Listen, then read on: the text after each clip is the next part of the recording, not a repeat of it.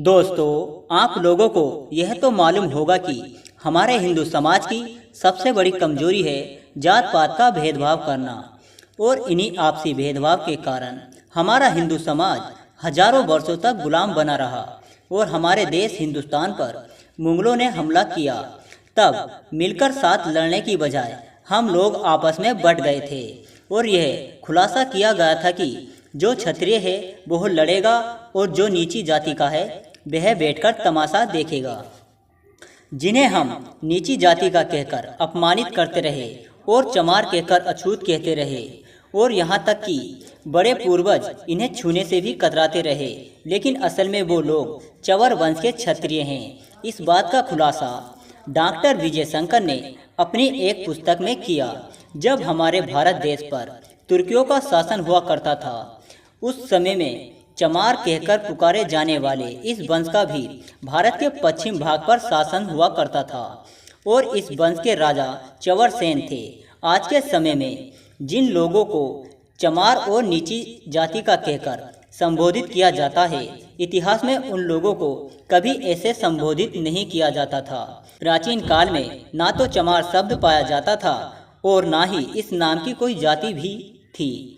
और दोस्तों, चमार शब्द का प्रयोग सबसे पहले सिकंदर लोदी ने किया था। मुस्लिम लोग जब हिंदुओं पर दबदबा डाल रहे थे और हिंदुओं पर अत्याचार कर रहे थे, तब चमार कहे जाने वाले इन्हीं लोगों ने सबसे पहले मुस्लिम लोगों को करारा जवाब दिया था और दोस्तों, मुस्लिम लोगों के खिलाफ आवाज उठाई थी।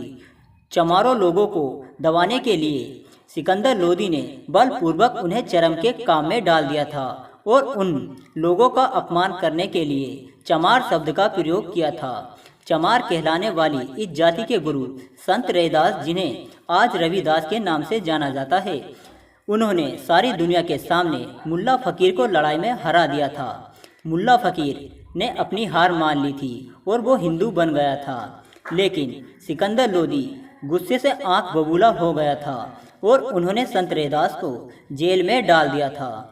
उसके बाद चवर सेन के इन वीरों ने दिल्ली को चारों तरफ से घेर लिया था और इसी के चलते सिकंदर लोदी को संत रैदास को छोड़ना पड़ा था। चवर वंश के इन वीरों ने कई बलिदान दिए, हिंदू धर्म का पूरा साथ दिया। और सोचने की बात तो यह है कि इतने जुल्म सहने के बाद भी इस वंश के वीर हिंदू ही बने रहे, जिन्होंने कभी इस्लाम धर्म को नहीं अपनाया। और हम चमारों हिंदुओं को अपने लोगों से ज़्यादा भरोसा अंग्रेज़ों पर था, जिन्होंने झूठ बोलकर हमारे ही लोगों को अछूत बना दिया।